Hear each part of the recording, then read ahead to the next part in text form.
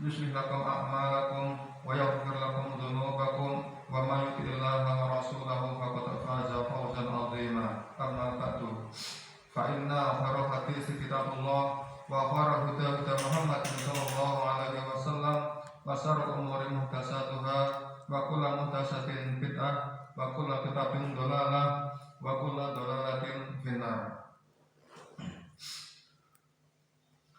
Bapak-bapak pasca jamaah salat subuh yang semoga dirahmati Allah Subhanahu wa taala. Kita ucapkan syukur kehadirat Allah Subhanahu wa taala karena pada pagi hari ini kita bisa menghadiri majelis ini, yaitu majelis jamaah salat subuh dan juga majelis ilmu yang kita laksanakan setiap Jumat pagi insyaallah. Salawat dan salam semoga tetap tercurahkan kepada junjungan kita Nabi Muhammad SAW, dan semoga salawat besar salam tersebut tetap tercurahkan kepada semua umatnya nanti sampai pada hari kiamat. Pada pertemuan kemarin kita membahas tentang imamnya kaum salaf, yaitu Nabi kita Nabi Muhammad SAW. Juga pada ini masih kita lanjutkan tentang perintah-perintah Allah dalam Al-Quran tentang wajibnya kita mengikuti apa-apa yang diperintahkan oleh Allah Subhanahu wa taala terhadap ketaatan kita kepada Rasul sallallahu alaihi wasallam. Berkata mu'allif pengarang kitab, wa amarana Allah azza wa jalla an na'khudha ma amarana bihi wa tatruka ma nahana anhu sallallahu alaihi wasallam. Di sini Allah Subhanahu wa taala memerintahkan kepada kita. Jadi Allah Subhanahu wa taala memerintahkan kepada kita, kepada semua umat Islam untuk melakukan apa-apa yang diperintahkan oleh Allah, apa-apa yang diperintahkan oleh Nabi Muhammad SAW. Jadi apa-apa yang diperintahkan oleh Nabi Muhammad SAW, wa natruka ma nahana anhu, dan apa-apa yang dilarang oleh Nabi Muhammad SAW. Jadi di sini Allah Subhanahu wa taala menyuruh kepada kita untuk mengambil segala sesuatu yang diperintahkan oleh Nabi kepada kita, dan juga Allah Subhanahu wa taala menyuruh kita untuk meninggalkan apa-apa yang dilarang oleh Nabi Muhammad SAW. Sebagaimana kita ketahui bahwa perintah-perintah Nabi dan larangan-larangan Nabi Muhammad SAW ini ada di dalam apa? Di dalam hadis Nabi Muhammad SAW. Jadi hadis Nabi Muhammad SAW itu apabila di situ isinya perintah, maka kita harus menjalankan. Dan apabila isinya hadis tersebut berupa larangan, maka kita harus meninggalkan. Dalilnya adalah di sini Allah Subhanahu wa taala berfirman dalam Al-Qur'an surat Al-Hasr ayat yang ke-7. Al-Hasr ayat yang ke-7 di sini, wa ma atakumur rasulu fakhudhuhu wa ma nahakum anhu fantahu wattaqullaha innallaha shadidul iqab. Artinya apa-apa yang diperintahkan, apa-apa yang Rasul sallallahu alaihi wasallam bawa, maka ambillah, kerjakanlah. Dan apa-apa yang dilarang oleh Nabi Muhammad sallallahu alaihi wasallam, maka intahu, maka kamu juga harus menahan. Maksudnya di sini menahan ya meninggalkan, maka harus meninggalkan. Maka bertakwalah kepada Allah Subhanahu wa taala. Jadi di sini ayat wattaqullaha, kata-kata ittaqullaha ini adalah berarti kita menjalankan apa yang diperintahkan Rasul dan meninggalkan apa yang dilarang oleh Rasul sallallahu alaihi wasallam. Innallaha shadidul iqab. Apabila kita tidak bertakwa, kita tidak taat kepada Allah Subhanahu wa taala, maka Allah Subhanahu wa taala itu shadidul iqab, sangat keras siksaannya, sangat keras azabnya. Selanjutnya wa amarana Allah Jalla wa ala annahkuma rusulahu fi kulli sya'nin min su'uni hayatina wa anna raji'a ila hukmihi wa amrihi faqala ta'ala. Kemudian setelah Allah Subhanahu wa taala menyuruh kita untuk menjalankan perintah menjauhi larangannya, kemudian setelah itu Allah Subhanahu wa taala menyuruh kepada kita untuk berhukum dengan hukum-hukum yang dijalankan oleh Rasul Shallallahu Alaihi Wasallam. Fikuli masanin di dalam segala sesuatu, fikuli masanin min su'uni hayatina, di dalam segala sesuatu, di dalam perkara-perkara hidup kita. Hukum-hukum yang kita jalankan setiap hari itu harus kita berhukum dengan hukum yang diturunkan oleh Rasul Shallallahu Alaihi Wasallam. Dan wa an raji'a ila hukmihi wa amrihi, dan apabila kita tentunya di dalam hidup sehari-hari terkadang pendapat seseorang itu berbeda-beda ya. Karena Allah Subhanahu wa taala menciptakan manusia itu bersuku-suku, bernegara, berpulau-pulau. Ya, pasti karena suatu sebab, mungkin masalah di suatu negeri atau masalah di tempat lain sama tempat lainnya itu berbeda-beda, maka cara berpikir seseorang itu nanti akan menjadi berbeda. Nah, cara berpikir yang berbeda-beda itu akan bila bertemu mereka biasanya itu juga nanti akan saling mempertahankan pendapatnya. Kalau sudah seperti ini, bagaimana? Nah, di sini kita harus berhukum dengan hukum-hukum yang diturunkan oleh, yang dijalankan oleh Rasul Shallallahu Alaihi Wasallam. Dalilnya adalah Al-Quran surat An-Nisa ayat yang ke-65. Surat An-Nisa ayat yang ke-65. Di sini fala warabbika la yu'minuna hatta yuhaqqimuka fi ma shajara bainahum summa la yajidu fi anfusihim haraja mimma qadaita wa yusallimu taslima.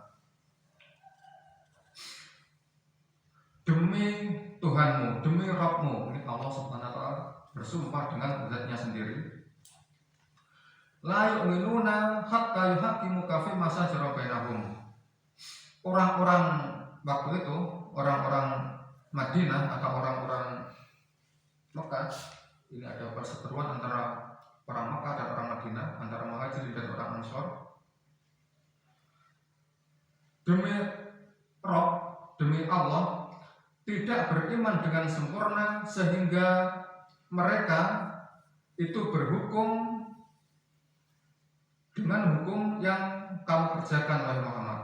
Fi masa jarabahin Allah, terhadap perselisihan di antara mereka. Summa la yajidu fi anfusihim harajan, sehingga di dalam hati mereka ketika mereka mengambil hukum yang diturunkan oleh Allah Subhanahu wa taala, di dalam hati mereka itu tidak ada rasa dongkol, gerundel ya. Seandainya seorang berhukum dan hukum yang diturunkan oleh Rasul Shallallahu Alaihi Wasallam akan tetapi di dalam hatinya masih ada ganjalan, masih ada rasa tidak terima, maka ini juga mengurangi keimanan. Wa yusallimu taslima, dan hendaknya mereka pasrah kepada hukum yang diturunkan oleh Allah Subhanahu wa taala dengan pasrah, dengan sebetul-betulnya pasrah. Yusallimu, salama yusallimu. Islam itu artinya agama Islam, itu dari kata Islam ya, salama dari kata Islam artinya itu berserah diri. Maka seharusnya orang-orang yang beragama Islam itu ya pasrah dengan ketentuan-ketentuan dari Allah Subhanahu wa taala melalui Rasul Shallallahu Alaihi Wasallam.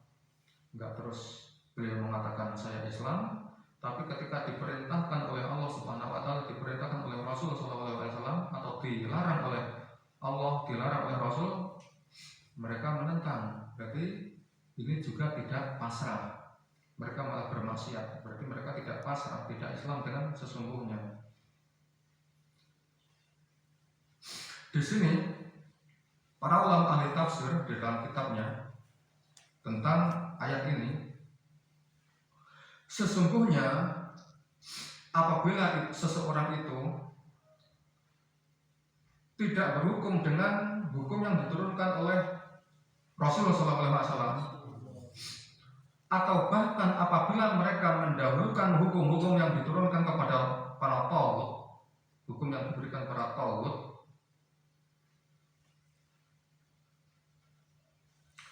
atau mereka patuh sebenarnya, akan tetapi dalam hatinya ada rasa tidak puas, berarti ada rasa jengkel terhadap hukum yang diturunkan oleh Nabi Muhammad SAW. Dia berhukum dengan hukum Nabi Muhammad, dengan hukum Rasul, akan tetapi dalam hatinya masih ada kejengkelan atau tidak terima. Mungkin dia mengikuti hukum itu karena nggak enak sama tetangga, atau mungkin karena kepaksaan, terpaksa. Seperti kita umpamanya mau pakai helm karena apa? Takut polisi. Sebenarnya ini salah. Seharusnya kita pakai helm di lalu lintas, kita lihat lampu, meskipun lampu merah itu nggak ada orang, harusnya kita tetap berhenti. Karena ini wujud dari firman Allah Subhanahu Wa Taala, atiullaha wa atiur rasul wa ulil amri minkum. Di sini ada kata-kata wa ulil amri minkum. Kita harus taat kepada siapa? Ulil amri. Kebanyakan kita nggak ada polisi, nggak ditilang, ini aman. Nah ini taat kepada para rasul, dan setelah kita wa yusallimu taslima, dan kita juga harus pasrah dengan sebetul-betulnya pasrah kepada Allah Subhanahu Wa Taala.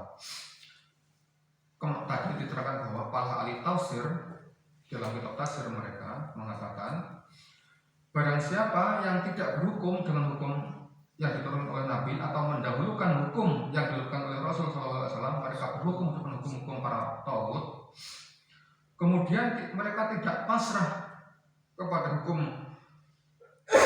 para Rasul, ini adalah mubtilatun lil iman.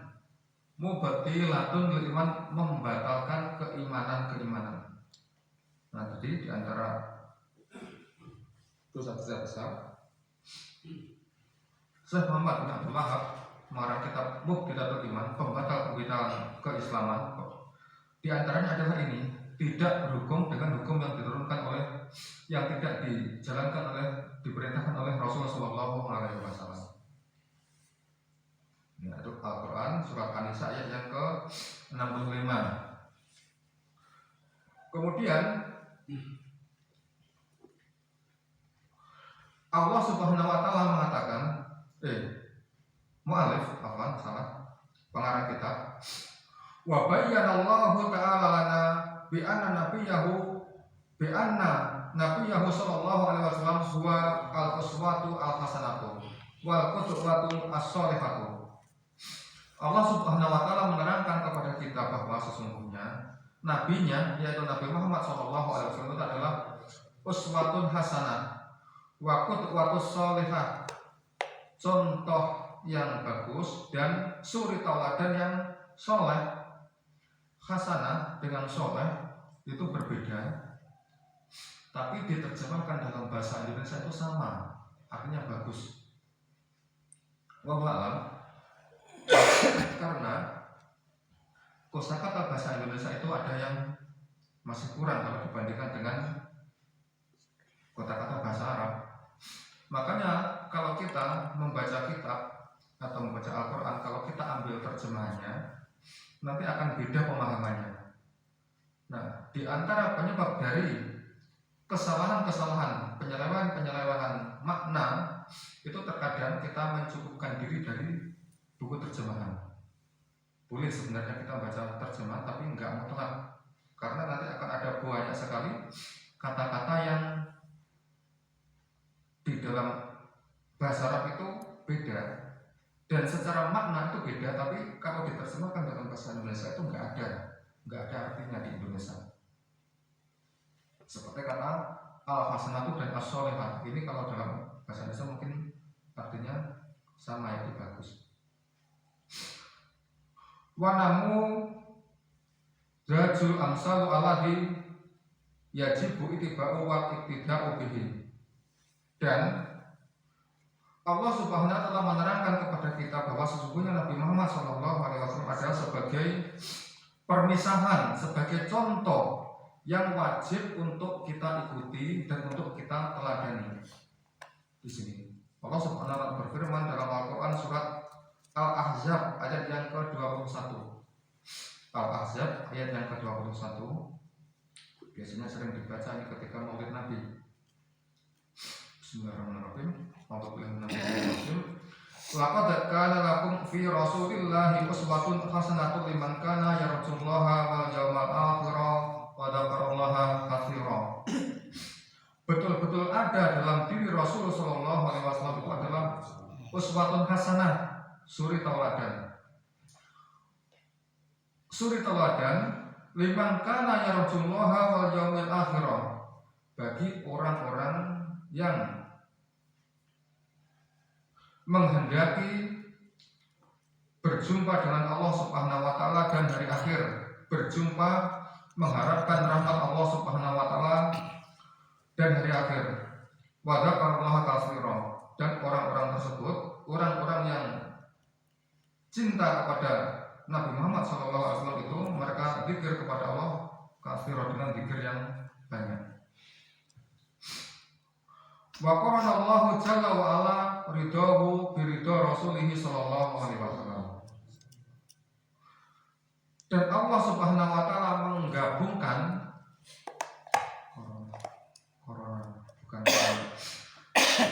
menggabungkan menyandingkan ridhonya Allah Subhanahu wa taala dengan ridhonya Rasul sallallahu alaihi wasallam. Allah Subhanahu wa taala berfirman dalam Al-Qur'an surat At-Taubah ayat yang ke-62. At-Taubah ayat yang ke-62. Allah Subhanahu wa taala berfirman, wallahu wa rasuluhu ahaqqu ayyarduhu in kanu yu'minun. Allah dan Rasulnya itu lebih berhak untuk diridhoi apabila mereka-mereka itu adalah orang-orang yang beriman. Sebagaimana hadis Nabi Muhammad SAW yang waktu itu Umar datang kepada Rasul SAW, Umar radhiyallahu anhu datang kepada beliau mengatakan, wahai Rasul, saya lebih mencintai diri saya sendiri. Pada intinya begini, Umar bin Khattab radhiyallahu anhu, mereka mencintai Rasul itu setelah mencintai dirinya sendiri. Jadi Umar bin Khattab waktu itu lebih mencintai diri Umar sendiri.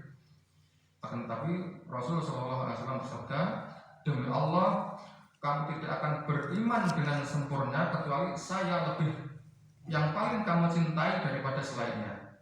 Nah, setelah itu Umar berkata, kalau begitu saya lebih mendahulukan kamu wahai Rasul daripada diri saya sendiri. Nah, setelah itu baru Nabi Muhammad SAW mengatakan, al-an ya Umar, barulah sekarang wahai Umar, imanmu sempurna.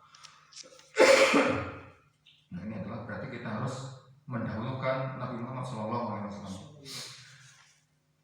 Kenapa para sahabat lebih dianggap orang yang lebih utama? Setelah mendengar hadis Nabi Muhammad SAW, kalau kita baca di dalam Sirah Nabawiyah, ketika terjadi perang Badar, perang Uhud, para sahabat Nabi Muhammad SAW itu sangat cinta, sangat mengagungkan dan sangat memuliakan Nabi Muhammad SAW. Dikisahkan ketika beliau dalam perang Uhud, yang waktu itu orang kaum muslimin dikalahkan oleh orang-orang kafir Quraisy, banyak para sahabat Nabi Muhammad SAW ketika jiwa Nabi Muhammad SAW terancam, mereka membela, melindungi diri Nabi Muhammad SAW dengan apa-apa yang mereka mampu. Mereka nggak punya senjata, ya badan mereka dipertahankan untuk membela diri Nabi Muhammad SAW. Dan inilah wujud dari kesempurnaan iman para sahabat Nabi Muhammad SAW. Selanjutnya, Wa ja'ala ittiba'u rasulihi sallallahu alaihi wasallam alamatan ala mahabbatihi. Dan Allah Subhanahu wa taala menjadikan ittiba kita kepada para rasul, pengikutan kita mengikuti kepada para rasul sallallahu alaihi wasallam itu sebagai tanda yang ada pada dari kita bahwa kita termasuk orang-orang yang mencintai Rasulullah sallallahu alaihi wasallam. Allah Subhanahu wa taala berfirman dalam Al-Qur'an surat Ali Imran ayat yang ke-31 sampai 32. Ali Imran ayat yang ke-31 sampai 32. Di sini Allah Subhanahu wa taala berfirman, "Qul in kuntum tuhibbunallaha fattabi'uni." Katakanlah wahai Muhammad kepada orang-orang itu, kepada para manusia, kepada umat Islam ini, apabila kalian semua mencintai Allah, ini khitab Nabi Muhammad kepada para umatnya, apabila kalian semua mencintai Allah, fattabi'uni, maka ikutilah aku, ikutilah Nabi Muhammad SAW. Nah ini, barang siapa yang mencintai Allah, maka dia harus mengikuti Nabi Muhammad SAW. Yuhibbukumullahu wa yaghfir lakum dzunubakum wallahu ghafurur rahim. Jadi setelah umat-umat, setelah para manusia, setelah orang-orang Islam sejawasaka mereka mengikuti Nabi Muhammad SAW, maka yuhibbukumullahu wa yaghfir lakum dzunubakum. Dengan sebab mereka mengikuti Nabi Muhammad SAW, maka Allah Subhanahu wa taala akan mencintai orang tersebut. Allah Subhanahu wa taala akan memberi ampunan kepada orang tersebut.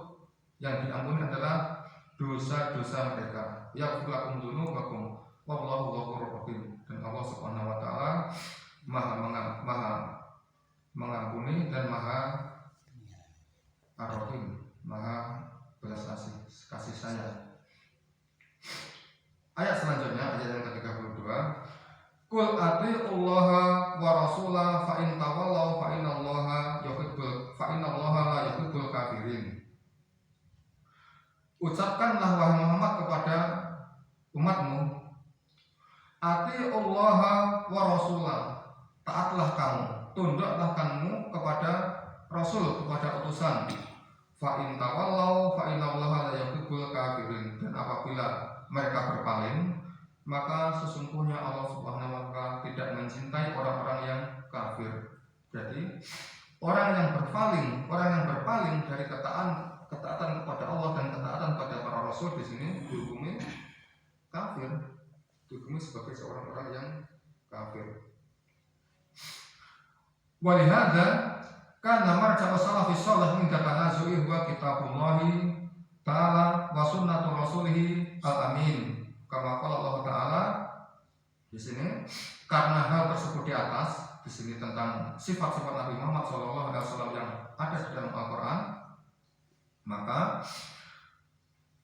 dengan sebab hal tersebut, sesungguhnya karena marja salafus sholeh. Jadi marja itu semacam dalil ya, sebagai landasannya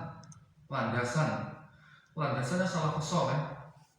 Apabila terjadi tanazu tadi, yaitu perbedaan pendapat, khilaf, mungkin terjadi perbedaan pendapat tentang suatu masalah, tapi kan ini masalah agama ya, bukan masalah dunia, bukan masalah jalan ini menghadapnya harusnya ke barat atau ke timur atau ke utara. Kita bukan masalah itu, bukan itu masalah halal dan haram, masalah sunnah, bid'ah, masalah ibadah atau bukan, tentang masalah syar'i, masalah fikih.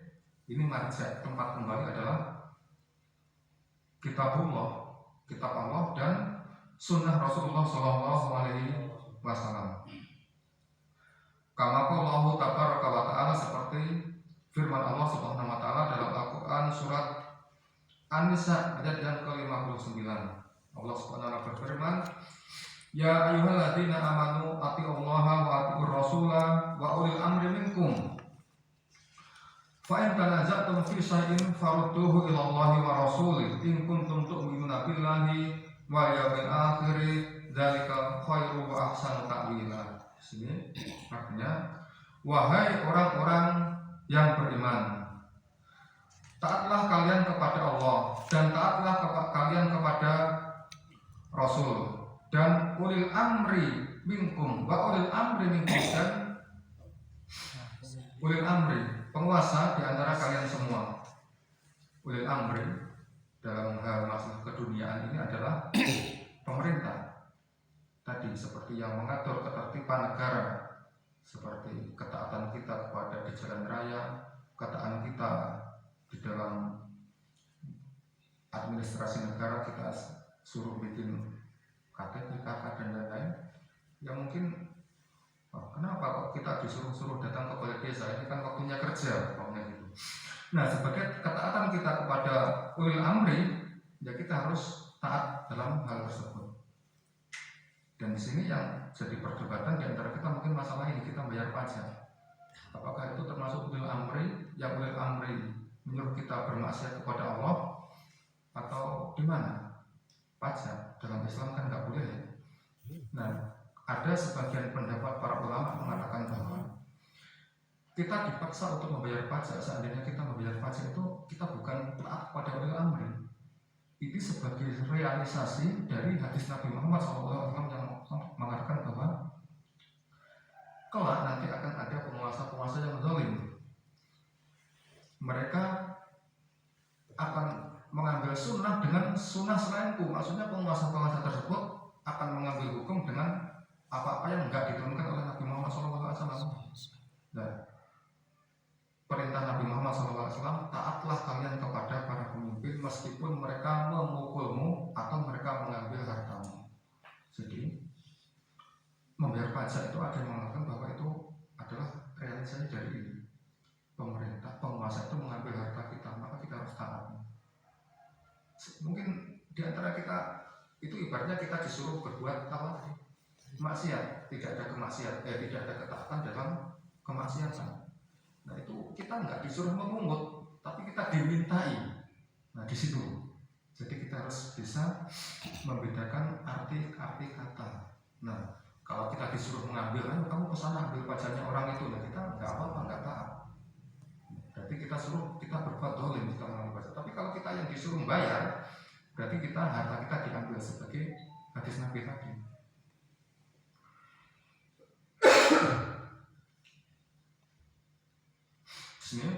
Fa'in tanaza'tum fi syai'in farudduhu ila Allahi wa rasulihi wa rasulih in kuntum tu'minuna billahi wal yawmil akhir dzalika khairu wa ahsanu ta'wila. Jadi apabila kita terjadi tanazu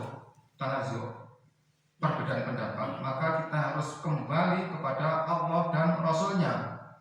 Kita tidak disuruh kembali kepada ulil amri, enggak. Tapi kita taat pada ulil amri. Tapi apabila ada perselisihan, kita kembali kepada Al-Quran dan hadis, kepada Allah dan Rasulnya, bukan kepada ulil amri. Karena ulil amri kadang-kadang keputusannya yang nggak sesuai dengan syari ini, kadang-kadang nggak banyak kok, sedikit aja Allah insyaallah. Dzalika khairu wa ahsanu ta'wila. Yang demikian itu lebih baik bagi kita dan lebih bagus akibatnya. Nah ini kembali ada beda. Khairun ini artinya baik, bagus. Hasanun juga bagus juga. Tadi ada soleh. Terjemahan dalam bahasa Indonesia sama, yaitu baik. Selanjutnya, wa afdalu salafi ba'da Rasulillah sallallahu alaihi wasallam sahabatul kiram radhiyallahu anhum ajma'in alladzina akhadhu dinahum anin nabiy sallallahu alaihi wasallam bi sidqin wa ikhlasin wa ilmin wa amalin kama wasafahumullahu ta'ala fi kitabihil aziz bi qouli subhanahu wa ta'ala. Kemudian di sini setelah tadi dalam pembahasan kita bahas tentang keutamaan Nabi Muhammad SAW, selanjutnya kita ini pengarang kitab memulai dengan keutamaan salafus saleh. siapakah salafus saleh yang paling utama? Afdhalus salaf. Para salaf kita tentunya adalah Rasulullah SAW, imam kita tadi.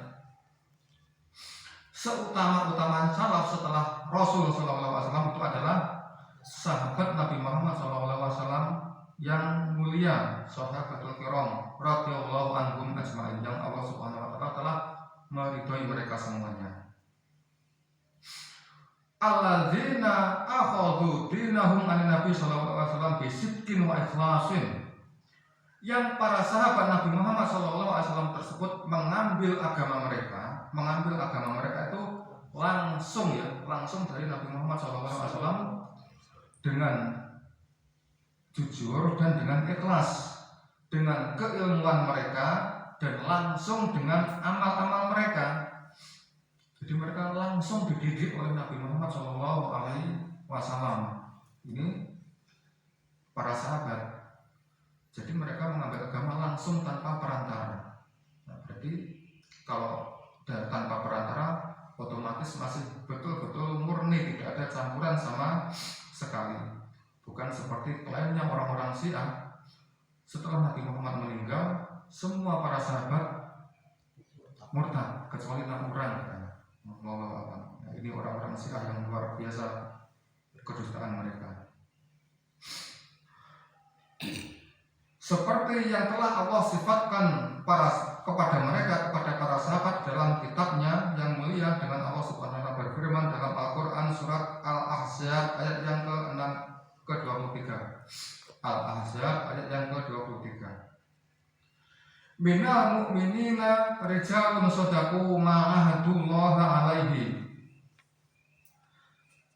Dari kalangan orang-orang mukmin itu ada para laki-laki yang mereka itu jujur menepati janjinya kepada Allah Subhanahu wa taala. Mereka jujur dalam janjinya kepada Allah Subhanahu wa taala. Faminhum man qada nahbahu. Dan sebagian mereka itu mungkin ada yang bisa membantu terjemahnya dalam bahasa Indonesia. Menunggu-nunggu. Man qada nahbahu itu menunggu-nunggu ya. Nggih. Menunggu-nunggu. Wa minhum mayang tadhiru, ini mungkin yang menunggu-nunggu. Wa minhum mayang tadhiru. Coba dibaca lengkapnya surat Minal Mu'minin rijalun shadaqu. Al-Ahzab ayat yang ke-23. Gugur. Nah bau. Oh ya, nah bau gugur. Waman qada nahbahu. Monggo diterjemahkan Syafuddin dari Minal Mu'minin rijalun shadaqu. Di antara orang-orang mukmin itu ada orang-orang yang menepati apa yang telah mereka janjikan kepada Allah. Dan di antara mereka ada yang gugur. Dan di antara mereka ada pula yang menunggu-nunggu. Dan mereka sedikit pun tidak mengubah janjinya.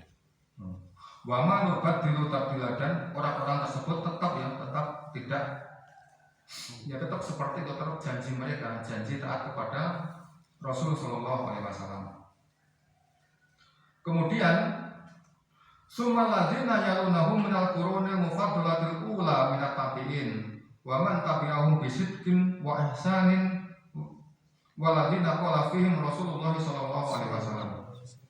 Jadi setelah para sahabat, kemudian adalah orang-orang yang mengikuti para sahabat dari generasi-generasi utama yang pertama, generasi-generasi yang diutamakan, yang utama dari kalangan tabi'in dan tabi'ut tabi'in, yang mereka mengikuti para sahabat dengan sidqin, dengan jujur, wa ihsanin, dan dengan kebaikan, dan dari orang-orang yang telah Allah Subhanahu wa taala janjikan kepada mereka, Allah Subhanahu wa taala ucapkan kepada mereka, yaitu Nabi Muhammad SAW bersabda dalam sebuah hadis yang diriwayatkan oleh At-Tirmidzi dan disahihkan oleh Syekh Al-Albani rahimahullah taala, Nabi Muhammad SAW bersabda, usikum bi ashabi, tsumma alladziina yalunahum, tsumma alladziina yalunahum. Saya wasiatkan kepadamu dengan ashabi, dengan sahabat-sahabatku, kemudian orang setelah sahabat, kemudian orang yang setelahnya sahabat. Jadi ini adalah tabi'in. Kemudian Nabi Muhammad SAW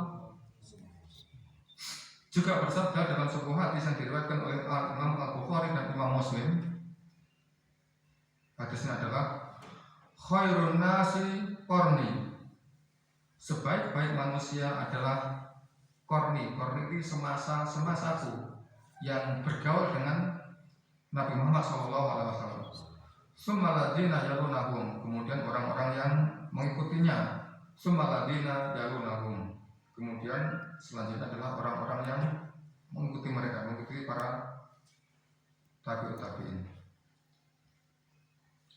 Walidza as-sahabatu wattabi'una lahum hum ahaqqu bil ittiba'i min ghairihim wa dzalika li sidqihim fi imanihim wa ikhlasihim fi ibadatihim wa hum khurrasul aqidah wa humatus syari'ah al-amiluna biha qawlan wa amalan al-qa'imuna 'alaiha haqqan wa sidqan walidzalika ikhtarahumullahu ta'ala linasri dinihi wa tablighi sunnati nabiyhi wa sam'ihi linnasi ajma'in. Karena para sahabat, para sahabat, para tabi'in dan tabi'in mempunyai sifat-sifat yang mulia tadi,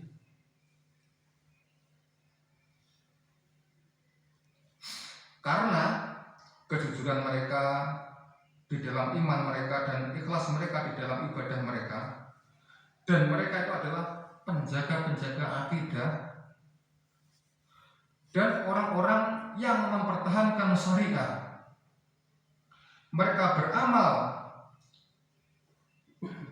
dengan syariah tadi, dengan ucapan dan perbuatannya, dan mereka mendirikan, mempertahankan kebenaran al-haqqo. Contoh di antara mereka adalah yang mempertahankan, melindungi syariat adalah di antara setelah Nabi Muhammad SAW meninggal, orang-orang banyak yang murtad. Nah, para sahabat ini tetap menjaga yang murtad itu diperangi supaya mereka kembali ke dalam agama Islam. Mereka memerangi orang-orang murtad bukan untuk berharap orang-orang itu mengikuti mereka, akan tetapi berharap mereka mengikuti Nabi Muhammad SAW. Bukan istilahnya kalau zaman kita ya, bukan mereka itu berdakwah supaya orang-orang itu mengikuti mereka, tapi mereka berdakwah supaya orang-orang itu tetap mengikuti Nabi Muhammad SAW. Karena ada sebagian dari kita, sebagian organisasi atau golongan atau partai mungkin, mereka berdakwah supaya orang-orang itu supaya pemilu menang, kalau mungkin gak ada yang mungkin.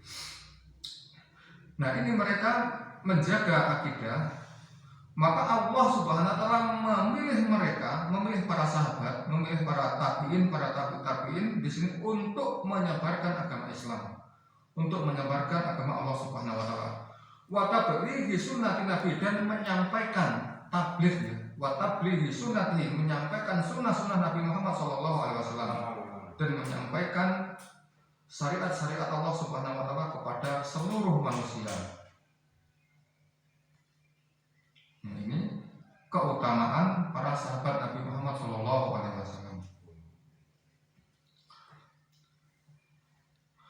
Sebuah hadis yang diriwayatkan dari sahabat Umar, dari sahabat Abdullah bin Umar radhiyallahu anhu, yang diriwayatkan oleh Imam At-Tirmidzi dan disahihkan oleh Syekh Al-Albani rahimahullah. Nabi Muhammad SAW bersabda, "Taftariqu ummati ala salasin wa sab'ina millah, kulhum finnar illa millatan wahidatan." Umatku, kata Nabi Muhammad SAW, akan terpecah belah, akan tercerai-berai menjadi 73 agama, 73 golongan. Kulluhum finnar, semua mereka akan masuk ke dalam neraka kecuali satu. Kemudian para sahabat. Kemudian Abdullah bin Umar berkata, "Man hiya ya Rasulullah? Siapakah mereka, wahai Rasul?" Kemudian Nabi Muhammad SAW bersabda, "Ma ana alaihi wa ashabi." Yaitu apa-apa yang saya dan para sahabatku itu berpegang teguh terhadap sesuatu tersebut. Kemudian Syekh Abdullah bin Abdul Hamid Al-Asari rahimahullah yang mengarang kitab Al-Wajiz ini mengatakan, wa yutlaqu ala kulli man iktada bi salafis salih wa sara ala nahjihim fi sa'iril usuri salafiyun nisbatan ilaihim. Nah, di sini dan digunakan kepada setiap orang yang mereka mengambil contoh dengan para salafus saleh, yaitu salafus saleh itu generasi awal umat Islam dari Nabi Muhammad, sahabat, tabi'in, dan mereka berjalan di atas jalan mereka. Dan siapa saja yang berjalan di atas jalan mereka, jalannya salafus saleh, di dalam segala urusannya mereka dikatakan sebagai apa? Salafiyun. Jadi kata-kata salaf itu digunakan kepada orang-orang yang mengikuti Nabi Muhammad dari para salafus saleh. Nisbatan ilaihim, jadi dinisbatan kepada generasi awal umat Islam tadi, orang salafiyun itu. Maka sebagai siapa saja yang mengikuti salafus saleh ya hendaknya mereka adalah orang-orang yang rajin menuntut ilmu. Karena tanpa ilmu seseorang itu tidak akan mungkin mengetahui ajaran-ajaran yang dibawa oleh Rasul Shallallahu Alaihi Wasallam. Nah, di sini pentingnya kita belajar. Jangan saya pokoknya ikut salafi, suruh datang ke majelis ilmu kok mungkin ada rasa malas atau bagaimana. Nah, ini enggak. Karena untuk kita bisa mengetahui apa-apa yang kita ikuti dari ajaran-ajaran Rasul SAW, hendaknya kita berilmu terlebih dahulu. Dan ini tamyizan bainahu wa baina man yukhalifuna manhaj salafus saleh, sebagai pembeda antara orang-orang yang mengikuti jalannya salafus saleh dan orang-orang yang menyelisihi jalannya salafus saleh, dan orang-orang yang mengikuti selainnya salafus saleh. Allah Subhanahu wa taala berfirman, nanti tinggal satu ayat saja, insya Allah karena sudah siang, mungkin ada yang mau baca. Artinya sudah siang. Wa may yusaqiqir rasulah, ada kita sampai sini saja. Al-Quran surat An-Nisa ayat yang ke-115, nanti dibaca di rumah. Al-Quran surat An-Nisa ayat yang ke-115. Sampai kami cukupkan sampai di sini. Apabila ada kurang lebihnya saya mohon yang sebesar-besarnya. Wabillahi taufiq wal hidayah. Subhanakallahumma wa bihamdika asyhadu an la ilaha illa anta astaghfiruka wa atubu ilaik. Wassalamualaikum warahmatullahi wabarakatuh.